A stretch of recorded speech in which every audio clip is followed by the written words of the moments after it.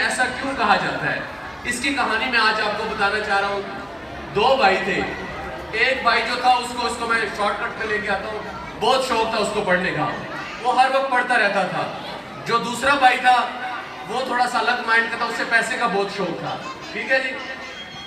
تو جو پڑھا لکھا تھا وہ ہمیشہ پڑھتا رہتا تھا. جو دوسرا تھا اسے پیسوں کا شوق تھا. اس نے کیا کیا, پہلے محلے کے کچھ بدماش لوگوں کے ساتھ اس نے دعا سلام بنائی. ٹھیک ہے. اس کے بعد جب تھوڑا سا اور بڑا ہوتا گیا, ٹھیک ہے, اس کے بعد اس نے علاقے کے جو امیر ہے, رئیس لوگ ہیں, ان کے ساتھ اس نے اسلام دعا شروع کر دی. ٹھیک ہے. اسی طرح وہ بڑھتا گیا. پھر ایک دن اس نے سلطنت کے جو امیر وزراء ہیں ان کے ساتھ جو ہے نا اس نے بیٹھنا وغیرہ شروع کر دیا. اسی طرح کرتے کرتے آخرکار اس نے جو ہے نا اس ملک کے بادشاہ کو جو ہے نا قتل کر دیا اور اس سلطنت کے اوپر بیٹھ گیا.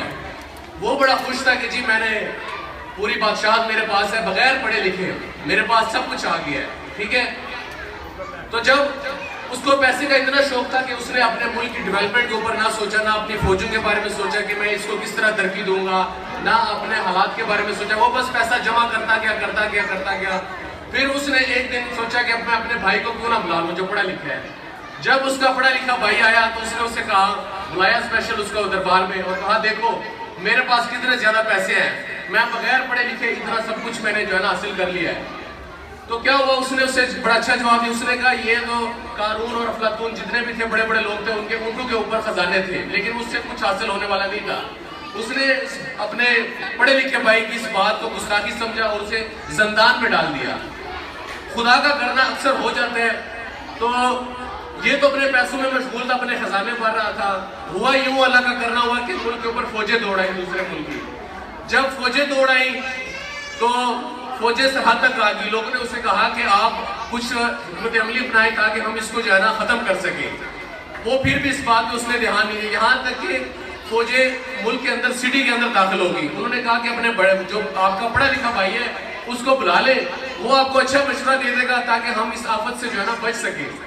اس نے لیکن اس کی بات نہ سنی. کرنا یوں ہوا کہ دوسرے ملک کی فوجیں آئیں اور اس نے جو ہے نا اس ملک کے اوپر قبضہ کر لیا, اور اس بادشاہ کو بھی جو اس کا بھائی تھا جس نے قتل و غارت کر کے پیسہ کمایا ہوا تھا اس کو جناب پکڑ لیا. جب پکڑ لیا سارے معاملات طے ہو گئے تو کسی نے ان کو بتایا کہ ان کا ایک پڑھا لکھا بھائی جو ہے نا وہ زندان میں ہے. ٹھیک ہے.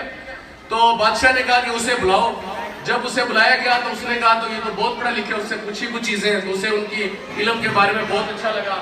تو فوراً انہوں نے کیا کیا, انہوں نے کہا کہ جو بھائی اس کا بادشاہ تھا اسے قتل کر دیا ہے. جو پڑھا لکھا بھائی تھا اس کو اپنے بھائی کے اوپر ترس آیا. اس نے انہیں کہا کہ جی اس کو قتل نہ کرے, یہ میرا بھائی ہے, اس کو آپ کسی اور جگہ پہ چوکیدار کوئی بنا لیں یا کوئی اور نوکری دے دیں. انہوں نے کہا چلے ٹھیک ہے ہم یہ کام کرتے ہیں. انہوں نے کیا کیا, جو پڑھا لکھا بھائی تھا اس کو سرکاری وزیر یعنی کہ وزیر بنا دیا اس خزانے کا. ٹھیک ہے. وہ جو جس بھائی نے یعنی کہ قتل و غارت کی وہ اس کا چوکیدار بن گیا. اب حالت ایسی تھی اس کی کہ وہ چوکیدار تھا, اس خزانے کو ہاتھ نہیں لگا سکتا تھا. جو پڑھا لکھا بھائی تھا نا وہ اس کو پورا خزانہ دے دیے گا, اس کے سپرد کر دیے گا. اس لیے ہمیشہ کہتے ہیں کہ علم جو ہے نا وہ بہت بڑی دولت ہے, اس وجہ سے کہا گیا. یہ اس کے علاوہ یہ وجہ علم جو ہے نا جو لوگ کہتے ہیں. دوسری بات میں آپ کو بتانا چاہ رہا ہوں, جو آج کل کے معاشرے میں ٹرینڈ چل رہا ہے, مجھے بڑا دکھ ہوتا ہے کیونکہ یہ میرے بچے بھی ہیں, یہ صرف آپ لوگ کے بچے نہیں ہیں, یہ میرے بچے بھی ہیں. ان بچوں کے ہمیشہ ان سے پوچھیں کہ انہوں نے کرنا کیا ہے. ہم اکثر ان کو فورس کر دیتے ہیں کہ جی آپ نے بیٹا بڑے ہو کے ڈاکٹر بننا ہے, بیٹا بڑے ہو کے وکیل بننا ہے, مکینیکل انجینئر.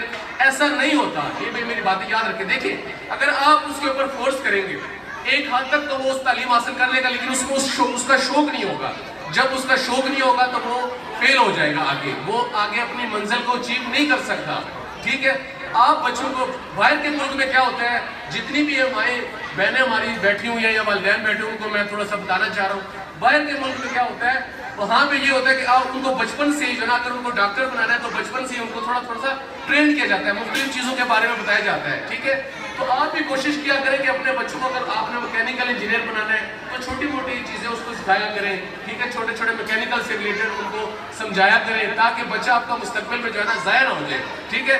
کیونکہ اکثر یہاں پہ ایسا ہوتا ہے بچے کہتے ہیں کہ جی ہم نے مکینیکل انجینئر, گھر والے کہتے ہیں نہیں آپ نے کیپٹن بننا ہے یا ڈاکٹر بننا ہے. ایسا نہیں ہوتا. آپ کوشش کریں کیونکہ سب سے پہلے معاشرہ بچے کے اوپر اثر انداز, اس کے گھر کا ماحول اثر انداز ہوتا ہے. یہ مجھے بات سر ماسٹر احسن صاحب نے پڑھائی تھی اور یہ 9th میں پڑھائی تھی, ٹھیک ہے, اور آج بھی مجھے یہ بات یاد ہے, انہوں نے کہا کہ سب سے پہلے بچے کے اوپر جو ہے نا گھر کا اثر انداز ہوتا ہے, پھر آپ کی سوسائٹی اس کے اوپر اثر انداز ہوتی ہے, ٹھیک ہے. سوسائٹی کا بہت زیادہ رول ہوتا ہے کہ آپ کا بچہ کن لوگوں کے ساتھ بیٹھتا ہے, کیا سیکھ رہا ہے, کیا نہیں سیکھ رہا. پھر تھرڈ جو ہوتا ہے وہ اسکول ہوتا ہے.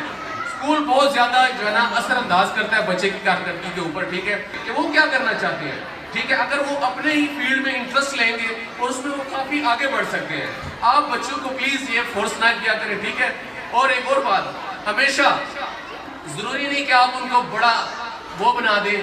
آپ نے بچوں کو جو بنانا ہے, سب سے زیادہ جو میرے نزدیک چیزیں ہیں, ان کا اخلاق اچھا ہونا چاہیے. آپ کے بچے کی وجہ سے کسی کو دوسرے کو تکلیف نہیں ہونی چاہیے. ان کو انسانیت کے بارے میں بتائیں, ان کو اخلاق کے بارے میں بتائیں, ان کو دین کی طرف لے کر جائیں. آج کل ہمارا معاشرہ دین سے تھوڑا دور ہو چکا ہوا ہے, جو مجھے بڑی تکلیف ہوتی ہے. ان کو قرآن کی تفسیر کے بارے میں تھوڑا سا پڑھایا کریں گھر میں, زیادہ نہیں, آپ 2 لائنیں پڑھا دیا کریں, ٹھیک ہے, تاکہ ہمارے بچے جو ہے نا مستقبل میں کسی کے کام آ سکیں, ٹھیک ہے. ہمیشہ انسان کو پیدا کیا اس لیے پیدا کیا گیا تاکہ وہ دوسروں کے کام آ سکے, اور ان کو ایسی پرورش کرے تاکہ یہ آپ کے لیے ایک اعلیٰ مثال بنے, اداروں کے لیے اعلیٰ مثال بنے, اور پاکستان کے لیے جو ہے نا اعلیٰ مثال بنے, اور ترقی کرے, دن رات ترقی کرے, ٹھیک ہے. میں زیادہ آپ کا ٹائم نہیں لوں گا, ٹھیک ہے. تو میں ایک دفعہ پھر اپنے دل کے تہ گہرائیوں سے میں جب یہاں پہ اسپیشلی میں میڈمز جو بھی میمز ہیں اور جو بھی ٹیچر ہیں, انہوں نے اتنی زبردست ٹیبلو پیش کی, میرا بھی دل چاہا ایک دفعہ میں پھر سے دوبارہ بچپن میں آ گیا تھا کہ میں بھی جا کے وہاں پہ ان کے ساتھ ریہرسل کر لوں, ٹھیک ہے. تو بڑا میں ان کو خراج تحسین پیش کرتا ہوں, انہوں نے بڑا اچھا ان کو پرفارم کیا. اور اسپیشلی میں سر احسن صاحب کو شکریہ ادا کرنا چاہ رہا ہوں, کیونکہ وہ کہتے ہیں بیٹا میں تھا ذرا میتھ میں بڑا ویک تھا, یہ سر کو بھی پتا ہے. تو میں کہتا سر مجھے نہیں آتی. سر کہتے ہیں نہیں, میں نے بیٹا آپ کو پاس کروانا ہے, اور سر نے آج مجھے پاس بھی کروایا, ٹھیک ہے. اس کے بعد اللہ کا شکر ہے, میں اس کے بعد ملتان گیا, وہاں سے بھی پڑھا, پھر میں پنجاب کالج سے پڑھا, پھر میں نے یونیورسٹی سے ایم فل کیا ہیومن ریسورس میں, پھر پی ایچ ڈی میں نے بیچ میں کچھ ریزن کی وجہ سے چھوڑ دی. تو جو بھی ہوں میں آج یہاں پہ کھڑا ہوں وہ سر احسن صاحب کی وجہ سے ہوں, کیونکہ اگر میں میتھ میں فیل ہو جاتا تو میں یہی کرا جانا تھا. میں نے یہ سب میرے سر کی بدولت ہے. میں سر جی آپ کو دل سے جو ہے نا سلام کرتا ہوں. تھینک یو سو مچ, شکریہ.